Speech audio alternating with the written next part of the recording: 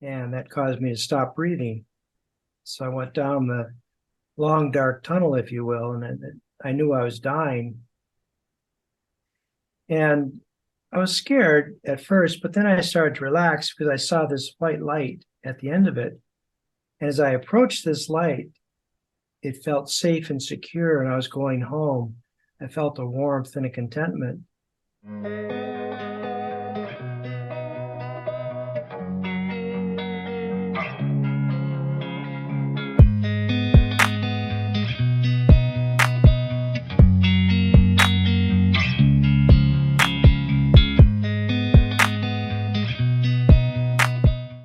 Hello, everyone. My name is Dr. Rod Chelberg, and I'm on Your Superior Self, hosted by Trey Downs.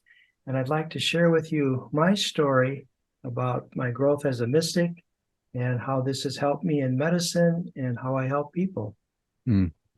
Beautiful. Dr. Rod, thank you so much for taking the time. Thank you. It's a pleasure to be on your show. hmm Every time we have a conversation, I feel like it's so powerful, right? Like I can speak to you literally for hours. Yes, I had people say that before. It's getting me to shut up is sometimes difficult. I mean, come on.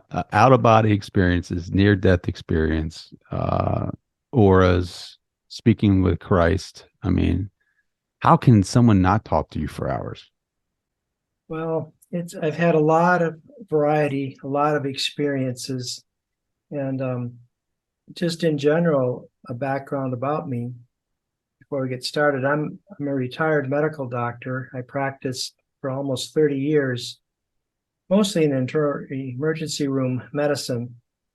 And I picked up A Course in Miracles in 2004 and started meditating as a result of stress and to help keep my levels down. And I didn't realize it, but that opened me up to a lot of mystical experiences. And then the more I talked to people, the more I realized that I had a near-death experience at age 2, or excuse me, in second grade. I had an allergic reaction to penicillin, and that caused me to stop breathing. So I went down the long, dark tunnel, if you will, and I knew I was dying. And I was scared at first, but then I started to relax because I saw this white light at the end of it. And as I approached this light, it felt safe and secure, and I was going home. I felt a warmth and a contentment. Just about when I was there, I was pulled back into the real world, the human world, if you will. And I thought it was just a dream, didn't think anything of it.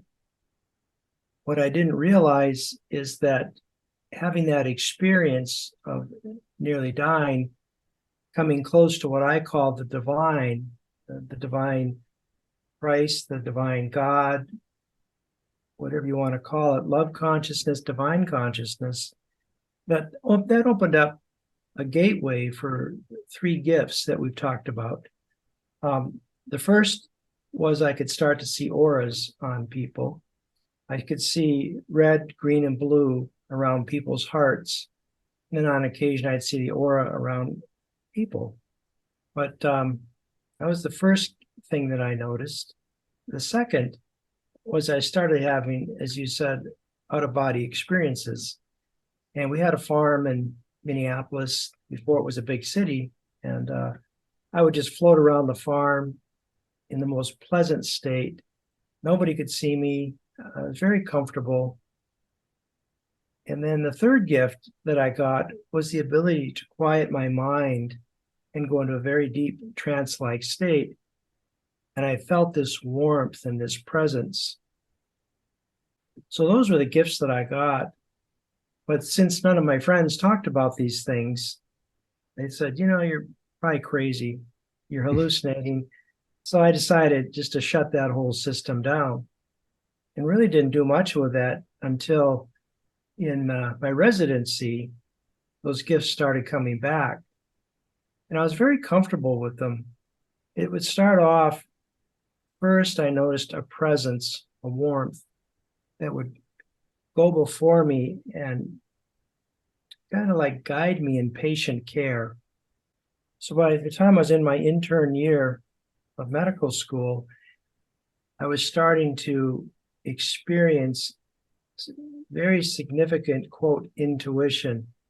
And people would say, "You're just really smart. How do you figure this stuff out?" What they didn't know is I was being divinely guided. What I didn't know is that I was being divinely guided. It was just a knowingness that I acquired. Later, much later, after I started applying myself to A Course in Miracles and to meditation, I started having what are called mystical experiences. That's a lot of people would define them. And that's when I really started to feel the presence of the divine, this tremendous peace that was within me. I started to hear very clearly, especially during the emergency room years, that very clearly what to do to help save someone's life. Very clear instructions. And then the next sense I got was the ability to see, and I could see the divine in the room. And certainly when somebody was transitioning from this stage of energy and life to spiritual realm, I could see their white auras as they would leave their body. And frequently I would just ask the divine to take the loved one home for me. So I'd get to see the two meld together, this beautiful pink aura and the human white aura, and they'd go across my visual field. And I got to see that.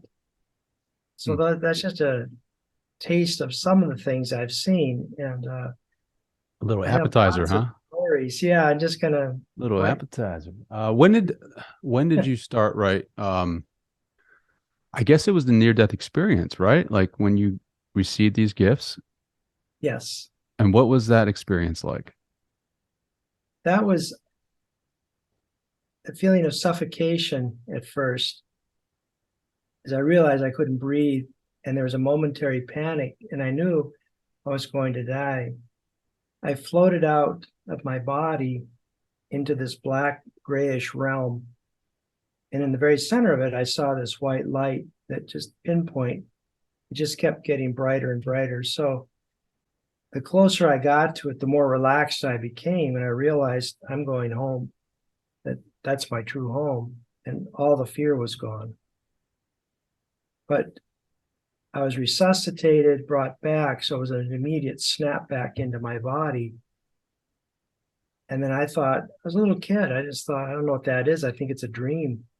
I honestly didn't know what it was until maybe a year ago that I was told, well, you had a near-death experience. I said, really? So that was the start of it. Wow. But impregnated in that experience was the three seeds of seeing auras and leaving my body and feeling that divine presence. Did you have the vocabulary to say, "Oh, I'm seeing auras"? Like, I feel like that could be kind of confusing for someone, right? Who has like comes from the scientific method, who's a doctor, or I mean, when did the auras come into play? Was it when you were a young child? Like, when did that happen? Well, I didn't know the word aura. I didn't know what any of these things were. I was a kid, but I could see colors. So red, green, and blue. I would look at your heart and see like a green light over your heart. That was the first thing. I didn't see full body auras, but your colors I could see. Bright green, which is life, bright red, which is love, and bright blue, which is creativity. I did not know what those meant until I was in my adult years, after I'd been studying mystical literature in my 50s and 60s, is when I started to put this all together. And as I said, I didn't even know what a near-death experience was up until not too long ago. Sure. So What about Jesus, right? Like, when did you know that he was speaking to you? Did you develop that relationship through meditation, or was it through the near death? that's a yeah, I knew there was a presence, a divine loving presence, but I didn't know what it was. I never saw anything. The first time that I can honestly say that I saw and I knew that Christ was next to me was I was in I was learning to fly an airplane, Cessna 172, and I was out practicing one day when the engine lost all its oil pressure. So I now have a dead engine, just about. So I was going to call an in-flight emergency, and this white aura outline of a person was sitting next to me. And the voice very clearly said, "Feather the prop," which means pull back on the throttle. Now I'm watching my prop slow down, and he said, "Put the microphone back, feather the prop, and it'll be fine." Then I felt the plane lifted up as if there was hands under the wings, and I made it back 21 miles with a limp along engine, and it failed just as I landed. Hmm. So that was my first distinct impression. Nothing really happened until, again, in residency, when I started to hear that voice very clearly. When that voice comes, there's no doubt in your mind it's my voice, but it's not my thoughts. It's very obvious and very clear when that divine is speaking. And you can call it Jesus, you can call it God, the beloved, but it's this divine presence that's just all knowing, it's powerful. Then it was later that I could start to see the divine presence as a red aura in this field of energy, this human plane. Hmm. So Christ doesn't necessarily mean Jesus. It means like that essence of Christ, like to be of Christ consciousness, or something It's similar. it's love consciousness, Buddha consciousness, God. Sometimes I call him Fred. Um, you know, I think of I was raised Catholic, Mhm. and that's just the way I perceive the divine is Christ energy, and it's just a presence that just makes itself known as pure love, and it comes to me as Christ energy because that's what I'm comfortable with. But if I was a Buddhist, it would probably come as a different form of energy.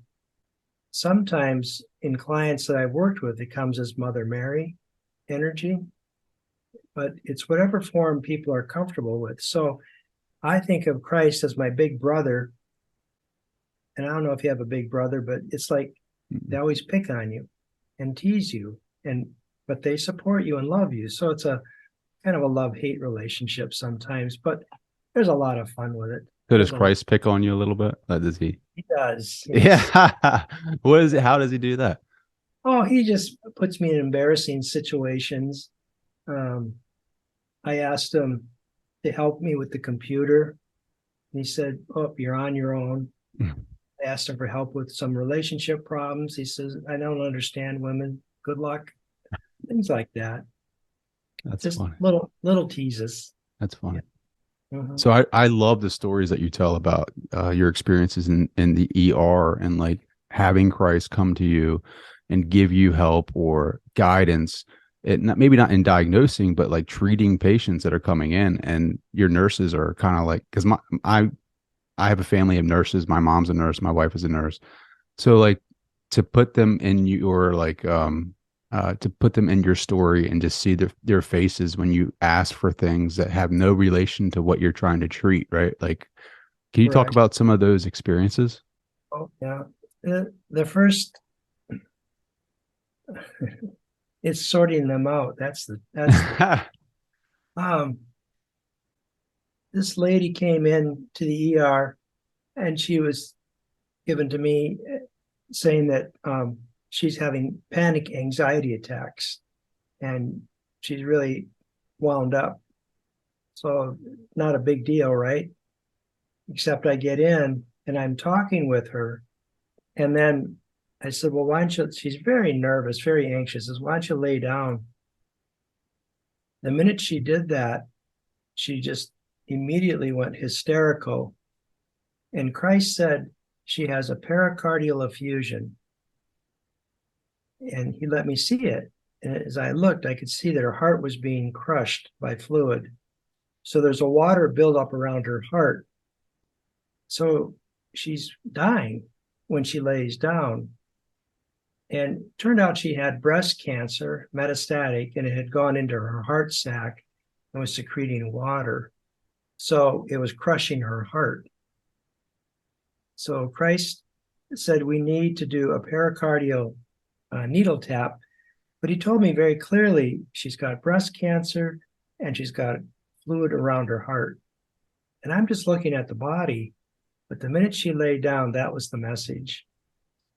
Everybody, the nurses are saying, well, she's just an anxiety patient. And I'm getting the crash cart out, getting ready to call a code and get help. But I was lucky. A cardiology resident was going by. I said, what are you doing? I said, I need to put a needle into her heart. He said, I need to practice. I said, great. So I gave it to him. And it was all just really nice, divine timing. There was another lady that came in, and she was about 40. And she was in a garden working, shoveling, putting flowers in, and developed some chest pain. She's digging and pushing, and she says, So she called the paramedics, and the paramedics brought her in. Now, they're supposed to run an EKG for me, but they didn't do that. That's to rule out a heart attack. So she said, the only symptom I have is on my chest. If I press right here, it hurts. No shortness of breath, no cardiac symptoms, nothing like that. And everybody's laughing and having a good time. And Christ said, tell them to stop. She's having a heart attack. So a 40-year-old woman with just one little bit of pain in her chest. So I told the paramedics, stop. And then I told the nurses, I said, I want a stat EKG. I said, I want to check her heart. They're all looking at me like, what is wrong with you? She's got reproducible pain when you press on her chest. And one of the nurses later admitted he was upset because he had just passed his boards. He said there was no reason to do that EKG. And I thought you were just padding the bill. Well, I did the EKG, and it turned out she had tombstones on her EKG, which means you've got about 90 minutes of life left. That's it. So I immediately told the paramedics we need to transfer her to the other hospital, which does cardiac trauma and surgery. So that woke them all up fast. And we moved. We got her on the right medicines and saved her life. They're going, how did you do that? There was this young boy, child, I should say, 15 months and pediatric, obviously. And I was at the end of my shift. And I don't do pediatrics. I do adult medicine. I don't like screaming kids. It's just Me neither, buddy. that noise. But the pediatrician was swamped and behind, and I had just closed my computer down, ready to leave. And they said, can you just go take a look at this child? So I went and looked at the baby, and he was sitting on mom's lap and bouncing. But he was breathing really fast. He was lethargic. He was sheet white. And the mother was terrified, just terrified. So as I sat down and started talking with her, the baby stopped breathing and collapsed on the mother's chest. In that instant, I saw the child's aura lift out of the body and went up about 3 feet. And the child's thought was, shall I leave this world? So this divine light, this Christ presence came into the room as that red aura and told me to put my hand on the baby's physical back. So I touched the little baby's back and just rubbed it. And that voice came through me and said, "Stay, little one." And the child settled back into the mom, or into its little baby shell. And just then the x-ray popped up and the child had bilateral pneumonia. So I called the pediatric code blue, and we were able to resuscitate the child and get him an airway and all that. But those are just a few things that I've seen. When this presence comes, there's always complete trust and complete knowing. There's no doubt. We had another child, 15-year-old, come into the ER, and this has actually happened. I'll tell you another story related to this, but a 15-year-old came in and he was at school in the playground running, and he got dizzy, fell down, scun up his knees. This was in the afternoon, no other symptoms, got up, kept playing. But after dinner, mom and dad are thinking, is there something? Why did he do that? So they bring him into the ER, and it's coming up on my end of my shift, and I'm seeing a happy child, 15-year-old, bouncing around, and he's got two scun knees. The minute I touched him, Christ said to me very clearly, this child has a metabolic disorder, and he had a cardiac arrhythmia, an irregular heart rhythm. So he came very close to having a heart attack. So on a 15-year-old, I ordered a cardiac panel, which, you got to be kidding me. That's for old people with heart disease, right? A 15-year-old. So my nurses were snickering and thinking he's really tired and kind of like he's lost it. And then you sort of get used to this after a while. But it turned out the child did have a mild heart attack. His cardiac enzyme should be around 0.1 or less than that. And he was 3.57, which is extremely elevated. So that ended up with him getting a transfer to Boston Children's Hospital. And it turned out he had a 95% closure of his left main artery, which is called the widowmaker. So if I would have sent that child home, the next day he ran, he probably would have died. Mm-hmm. That's how close that came. And a related story, a friend of mine's an ER doctor in Boston, and she got a 15-year-old kid, and she blew it off. But as she got to the end of the room, she said, "Rod, I heard a voice, and it said, 'Remember Rod Chelberg's story?'" And it stopped her cold. She said, "No, that can't be." So she started to take another step. And again, this voice very clearly said, "Remember Rod Chelberg's story." So she said, "I think I'm going to listen." And she did. And it turned out this young man had a heart attack as well and had elevated troponins. So it was just a little side story that it's just how this goes out into the world and community to help people. How it connects, right? But it does. Yeah. Well, you've also dealt with death too, right? You've been on the both sides of the spectrum, saving lives and then also being a part of someone's last breath in hospice care, right? Well, in the ER, yeah, I had a lot of people die in the ER. Actually, there's that was my first, what I consider my full-blown mystical experiences. In the ER, is an 80-year-old lady came in who was in cardiac arrest, and brought her in. We ran a code for another 20 minutes, but I knew she was gone, that she was just in asystole, which is a flatline rhythm, for about 20 minutes. So I called the code and everybody left the room. I like to pray for patients when they die. I like to hold their hand to my chest, and being Catholic, I would say, "Our Father who art in heaven." And I always felt it's as my last act as a physician is to ask on behalf of someone that take them home, let them go to heaven and be at peace. And after studying this course in miracles and meditating, I decided, I said, I'm going to ask Christ to come. I'm going to try, see if that works. And that's the first time that I saw this beautiful red aura come.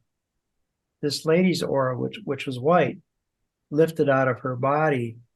And for a few seconds, I could see her face and her body perfectly, but it was white. And she turned and she smiled to me and said, thank you. And she melded with this other aura, this beautiful red aura. And they went across my visual field up to the left.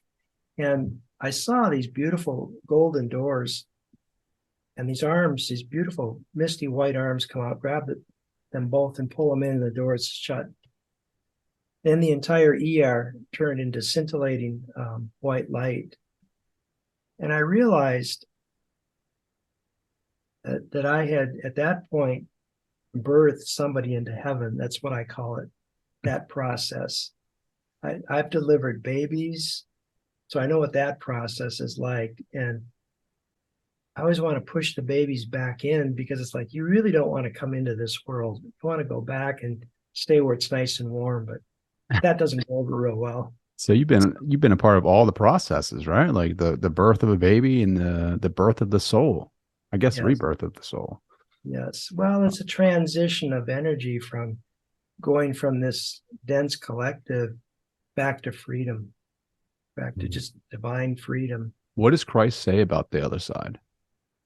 It's just pure. There's nothing to say. There are no human words to describe it. It's a feeling of being connected, of being unlimited, of being totally free. There's no concepts of a body. There's no concepts of time or space. It's just, and your mind expands to infinite dimensions, way beyond the Milky Way. There's a feeling of oneness with everything, a feeling of tremendous power, tremendous love, and the peace, the quiet is unbelievable. It's like all the sound is being sucked out of you. But the overwhelming love is what you feel most. So in my deep meditations, I've had that experience of going into this infinite white sphere, and I'm nothing but a thought of love. It's pure love, and I'm connecting to the divine in that time. And that's very similar to what I was feeling in my near-death experience. That's what I was going into. And I think for some people who have had near-death experience and they talk about this realm, and I guess the best word that I have for it is heaven. But it's just infinite space. It's pure white. You're filled with peace and love. Wow. So, It sounds so beautiful, right? Like why do we come here then where all this pain and suffering is? well, it's because there's two reasons for me. One, part of me believes that I'm separate from God. That's the fall of man in Adam and Eve story. But it's at one point, the whole, I call it the sonship, that all of us are still one, but we're dreaming that we're having these individual lives and that we're separate from God. Therefore, we have to run and hide because we've offended our Father. When we have this dream, this hallucination, that's what this is all about. So each lifetime, and I do believe in reincarnation, I can recall several lifetimes, but we get closer and closer and closer till finally we wake up and have that mystical experience of I and the Father are one. I and God are one. God is within my heart. God is me. And I consider that I'm individualized Christ consciousness, God consciousness. Trying to stay that way is the trick.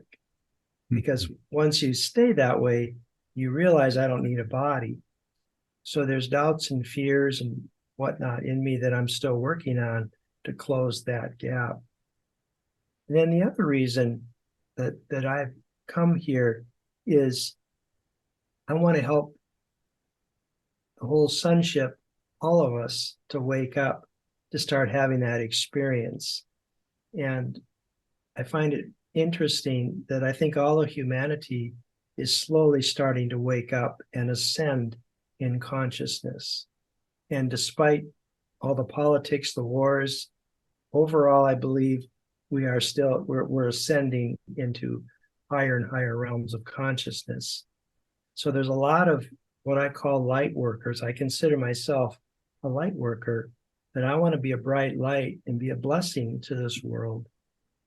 I want to look at someone like Putin and say, you know what, he's lost. And maybe if I give him a bright light, he won't act this way. So that's the extension of love and light that helps heal the world. So two reasons I come back. One is to help heal myself from the false belief that I'm separate from God. And second is to help heal the whole sonship. That's so beautiful. Thank you. How has your message of healing changed, or has it, right? Since you were a doctor in the ER and you were helping people heal through the conventional methods of medicine, right? But now that you are, I don't think you're in that anymore. You're not, I don't know if you carry a license, but it doesn't matter. Do you still carry that message of, you heal by external like help, or do you teach people that you can heal from within? I have changed. First, I am retired. I had a massive stroke in 2016, and I survived that. The divine intervened with that, but it took 3 years to recover so that I could talk again and walk and tell stories, whatnot. So we're taught in medicine that you come to me and I have all these drugs. I put it all together. I give you a package, and people give me all of their power. I can't heal. I have to go to something outside of myself in order to get healing. And hopefully I make the right choices. What I now teach, and what I started teaching in the ER and subsequent, is that you have the power to heal yourself. And I give the power back to you and encourage you to start to try, that you can change your beliefs and heal your own life. You can do that. It's just society teaches us to be dependent. We have to go outside to a church to meet God. We have to appease him, do the rosary. That's what I was taught. Eventually I got thrown out. I was asking too many questions that they couldn't answer. And that's okay. That's okay. But what I learned, and I'll tell you my own personal story, is I've had 3 cancers. I've had colon cancer, kidney, and testicular cancers. All of them are really serious cancers. All of them, I listened to the voice within me rather than what the doctors said. So I would hear the doctors, I just wouldn't listen. In all 3 cases, I was guided to do, yeah, you better have the surgery. But all 3 cases was 100% cure, no problems. So that started in 2000, and I was starting my ER career then. And I said, wow, I had colon cancer. By changing my thinking and not listening to my providers, yeah, I had the surgery to cut the cancer out. But then I was guided, you can heal this yourself. So I did. And there was no further chemo or radiation or anything. And I thought, well, if I can do that, why can't other people do that? So I would have a trauma patient come in and they're all banged up, and you can see the fear in their eye, and they're just like, I'm in bad shape, I'm in pain, I'm going to die. And I would come in and I let that presence come before me, and I would say, you don't look that bad. I thought you were in worse shape. I said, we can fix this a little bit of time, you'll be fine. In other words, start to encourage people that they can heal themselves They can learn that God power is within their heart. And by changing their thoughts from thoughts of fear and the belief that this cancer is real to a thought that I am divine love and I can let that love out. And in time, the cancer is taken care of. Now, I still might need some medical care because I'm still not 100% convinced, but I'm 80%. So I need a little bridge occasionally. I still need medicine. I still need help and guidance. What I'm doing now is more helping people. They have whatever their problems are, and what they are is blocks to love's presence. So there's a block somewhere in their mind, and it manifests as an illness in their body. And people want to tell me the stories of the illness, and it's like, I don't care about that. Let's talk about the block. Why is it that you think you're unworthy of God's love? Let's remove that block and do a guided meditation and help you. And then people feel tremendous relief, and this limitation is lifted, and they start to have healing experiences. Most of them are very gradual because there's so much resistance.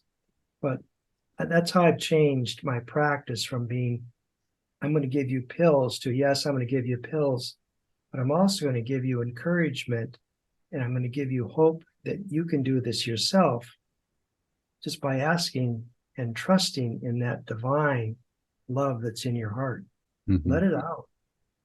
So those diseases that you're speaking to, the cancers, right? The bad C word, you see that as blockages of, doesn't matter where it's at in your body. They're just blockages of not allowing God's love to come through. Yes. This was, for me, I was so stressed. Those were all during my ER years. Incredible amounts of stress that just manifested as cancer. All those organs are organs that eliminate. What am I trying to do? Eliminate. It's an overwhelming stress. That stress interferes with my ability to hear, peace, be still. Let me help you. And you have a disconnect, a separation, if you will, which allows for more distraction, more disease, more problems to enter. Mm-hmm. So, well, it seems like you have a pretty good connection with the divine, right? How do you help others cultivate like a more intimate relationship, or how do you help them create just a simple two-way communication with the divine or Christ? the first thing I encourage people to do is to stop thinking. It's our thinking mind that gets us into trouble. It's our ego mind, our human mind, that has to analyze and listen. It's a very disconnected mind from our heart. So I tell people, stop thinking. The second is surrender your will. I think I know what's right. It's the ego that says, I think, therefore I am. And God just says, I am. There's no thinking there. So stop thinking. Then you surrender your will. That's part of the stop thinking process. Then you develop what I call a listening attitude. What does God have to say? Have you created a pause? Have you created a space for him? Or are you thinking so much? It's hard when somebody's just talking. Can you just stop for a minute so I can say something? So God is very quiet usually. And then the third thing you have to do is rest. Just rest and wait. So stop thinking. We do that with two things. One, meditation, taking pauses throughout the day, but some type of a meditation practice. And it could be just listening to music. It could be walking in nature, going for a bike ride, but just something where you just sort of like tune out.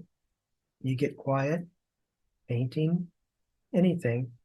But I find that a sitting quiet meditation works quite well. Second thing that I start to tell people is it's very helpful to start to study spiritual literature. So I study A Course in Miracles, which is an independent self-study course, and it's about undoing our egoic beliefs. It has nothing to do with religion. It's not a cult. It's just an independent study book that teaches you that you are still connected to God, and it tells you how to reconnect in that book. There's several wonderful authors out there. Joel Goldsmith, Mari Perron, who wrote A Course of Love. There's several books. Eckhart Tolle. Yeah, mastery. Yeah, there's just find some religious book, something spiritual. The Bible has a lot of nice quotes in it. So I read something spiritual every day to get myself in a receptive mood. And then I'll spend half an hour meditating. During the rest of the day, I practice what I call the presence of God. And it's just learning to be an observer of this world and not reactive to it. You want to maintain peace. Imagine a metronome going back and forth like this. And we, as humans, believe in duality: good, bad, right, wrong, Democrat, Republican. What you want is to, instead of be swinging, you want the pendulum to be straight up, which is the center of Christ consciousness. So I learned to be at peace, and I learned to step back and create peace for people. So a little trick I'll show you that I use is I make these little cards. I don't know if you can see that. There we go. Mm-hmm. Little note cards. And this for me is from A Course in Miracles. And I used to keep these in the ER in my pant pocket because it's so busy. There's no way I'm going to remember, but I would just frequently just touch my hand to this card or pull it out and just quickly read it. So it says, Lesson 215, I am not a body, I am free. Little cards like this that are around the house. So I find that using a combination of meditation, studying something spiritual, and constant reminders to practice the presence, eventually you learn to disconnect from this world and you start to feel the presence of love. Call it Christ, God, Mother Mary, Fred, whatever, and just let that love go before you. And truly, the waters part. It's just such a nice way to live. It's just, Sure. I'm at peace.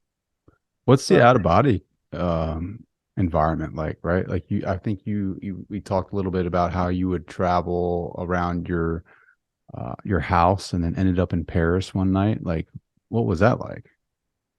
It's a wonderful feeling. There's Do you still have a body? Like, is that like the awareness of Rod still there? a little bit for me. It was, but it's more of the freedom of just complete freedom floating. It's more your thought. It's like you're just a clear thought. Because the first time I did it, I floated up out of my body and I rotated and I saw myself down below me sleeping or meditating or whatever. And I just went around the room a few times, but there's no like outline to me. It's just a thought, if that makes any sense. But it's just a thought. But you can see everything, you can hear everything. You can't feel hot or cold, but you can hear and you can see. So that I went around the farm, I'd be floating around and there'd be Dad and I could hear him. It was kind of fun. I was pretty young, in second, third grade, somewhere in there. And yes, I went to Paris. I just said, I wonder what that would be like. And just immediately I was in Paris at probably about 12 feet, looking at all the people and the tablecloths, these checkered cloths, and it was just so vivid and so clear. And then I saw the Eiffel Tower. That's how I knew it was Paris. So that was my first, but I stopped having them after a while. Later, after I'd been meditating a while, I met a lady who does breath work, and she was working with me. And I started to have these experiences where I would leave. And at first, I'd go around her room, kind of getting comfortable. You can see everything, you can hear everything, but you can't feel hot or cold. There's a feeling of complete safety, complete trust, and you sort of become one with what you see. As over the next 2 years, I started traveling around the earth, and it felt like I was in a supersonic jet. But I'd see mountains and oceans and kept accelerating. What this whole process is, I believe, is mind expansion, that your mind is going beyond the confines of your limited human thought. So then I thought, I wonder what the moon would be like. And so there I am going around the moon. And now understand this is over several years. My next big session was, I wonder what the sun is like. So I went into the sun, down to the molecular level, and I saw the atoms all colliding and giving off sparks and giving off energy and light. Yet I felt no heat. I had no discomfort of any kind. I was just an awareness. My next thought was, I wonder what it's like to go and see the Milky Way. So I did. And I saw the Milky Way. And from there, the next thought was, I wonder what it's like to go beyond the Milky Way. So I went even farther and I saw millions of galaxies. It's amazing how big space is. It's amazing how infinite your mind becomes. Well, And I have to ask you, like, was there life out there? I don't know. I mean, I would assume so. Just plain probability, I would assume so. It's not that I went to any particular planet. I was expanding my mind. So I would see suns and planets, but then they would just become a whole Milky Way would be about this big. Wow. Then it would become that big and you'd see others. Sure. Your mind is expanding. And then that's when it eventually went into that sphere of light. Mm-hmm. Then it was infinite. Have you ever met or seen like God as the entity that we think of him when we're here, right? Like that God energy? I have experienced it. I have been, I experience it actually a lot in my meditations when I get really quiet. It's just a presence that you feel, this tremendous love. In that one time, I was held, and for just a brief seconds, there was an outline of a humanoid form, and I could looked into the eyes of love, and I felt like a little baby being cradled and just being held. It was just a momentary glimpse, and this is inside this white sphere, but the feeling of love and peace, and you become one with that. I can't describe that. That's true home, right?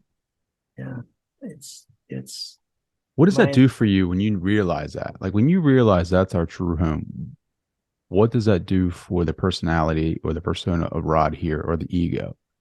Does it vanish? Does it go away? Or is it always going to be there? Or do you just kind of keep that in your back pocket and just say whenever you feel the ego trying to take control, you just stay objective and know that this is not my true form or true identity? It's the ego does not like to lose, and it throws sucker punches at me. So it's keep trying to pull me back into the world. But what I have learned is to stay at peace as often as I can. And when I get off balance, to quickly get back in balance. I like to think that the divine is right here, slightly in front of me, walking with me, and that I'm a light worker bringing peace. And I just try to stay in that peace all the time.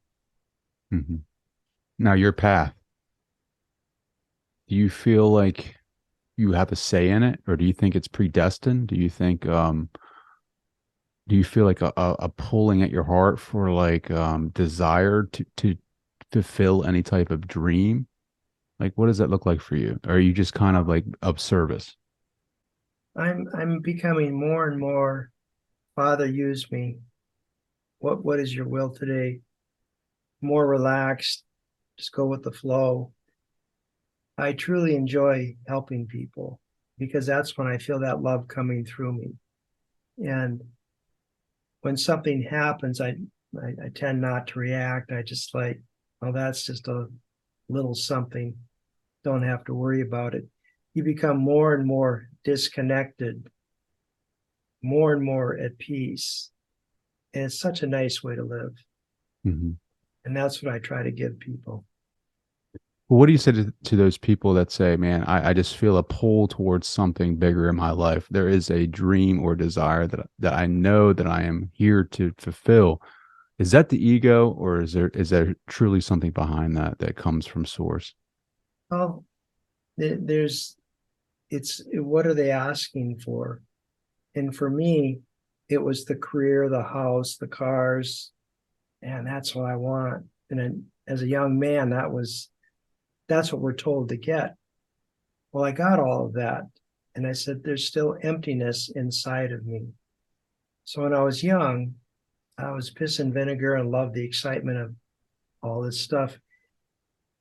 And that's okay. I'm okay with that. I did all that. But as you get older, and the more you start to say, it was in 96 that I said, Father, I'm in church and I'm thinking, Father, basically, I have done everything to the house, the career, the degrees, the kids, and I'm still not content. And I realized the emptiness of all this around me. And so nothing happened. But later in life, the fullness, my desires started to go away. And it's more of remembering that there's love within me. So now you could take this house away from me. I really don't care. You can take this body. It's fine. My wife won't be real happy about it, but it's just a car. It's a vehicle. It's a means to an end. And I can use it to communicate with you and all these other people and say, that's the way you want to go. There's nothing wrong with having cars and houses. And the question is, who owns you? Do the cars and houses own you? In which case they get rear-ended and you get all upset and mad? Or do you say that's a trinket, whatever, and God is more important to me? So my car gets smashed. I go, it's a car. I don't care. The peace of God is more important to me. That I cherish. That is my longing. And now I feel that. So Beautiful. Desire goes away because you realize I'm one with that. I'm at peace. I'm at peace. I could tell you what, I am a little upset that it's almost quitting time here. This has gone away but too fast. I can't even I feel like we just started talking. I literally get lost in your words every time we talk just because of I'm so fascinated with your story and your ability to tell that story in a way that I connect so much with. I can't thank you enough for coming on the show, and we definitely got to do this again. That was really nice. Thank you. Where can people find you? Where can they connect? My website is drrodchelberg.com. And I'm kind of full, but be patient. I'll get to you. And then so you can schedule an appointment on that site. It's Dr. Rod Chelberg, and it's DR, not the full doctor, it's drrodchelberg.com. And I've written a book, When God Calls, Say Yes, about these experiences. There's a lot of poetry in there. There's my observations. There's stories. There's a lot more stories in that book. So if people are interested, that's on Amazon, and it just gives you an inkling of what I went through, and then you start to realize I can do this. This is my story. It's a stepping stone. I want you to have this. Well, next episode, we're going to go into how you can do that.